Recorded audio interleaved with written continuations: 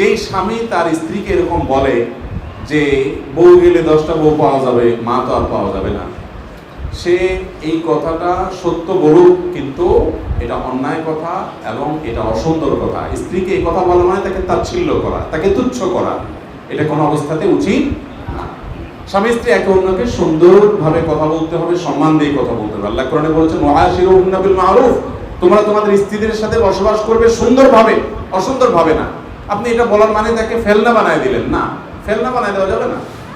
এটা তো ঠিক যে মা মারা গেলে আপনি মায়ের জায়গায় মা পাবেন না, স্ত্রী চলে গেলে আরেক বিয়ে আপনি করতে পারবেন, সেটা ঠিক, আক্ষরিক অর্থে ঠিক, কিন্তু এটা হলো কালিমাতু হাক্কিন উরিদা বিহাল বাতিল।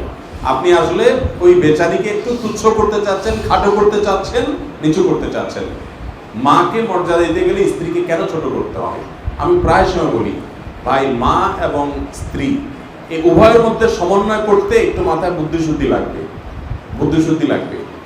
অনেক সময় মা চায় বউরে দৌড়ের উপর রাখো ছেলে, বউরে দৌড়ের উপর রাখলে মা খুশি, আর না হলে মা খুশি হয় না। অনেক মা এরকম আছে বেবুজা, উনি অন্যায় চাহিদা এটা পোষ করছেন, কিন্তু মা তো আবার বউ তো বোর্ডটা চাবেই। তো এই ক্ষেত্রে আমি সবসময় বলি ভাই একটু ডিপ্লোমেটিক হওয়ার চেষ্টা করবেন, একটু চালাকি করার চেষ্টা করবেন।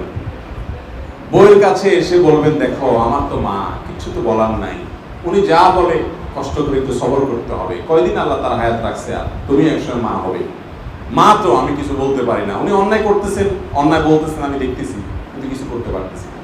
বউয়ের সাথে যদি একটু নরম হয়ে এভাবে বুঝাই বলেন, তো বউ আপনাকে বলবে যে আমার স্বামী বেচারা মানুষটা ভালো, কিন্তু বেকু একটু সোজা সরল, সিম্পেথি দেখাবে, জেদ দেখাবে না। কিন্তু আবার মার কাছে যায় বলবেন কি, বলবেন মা পরের মেয়ে, নবীজি কখনো বউয়ের গায়ে হাত তোলে নাই।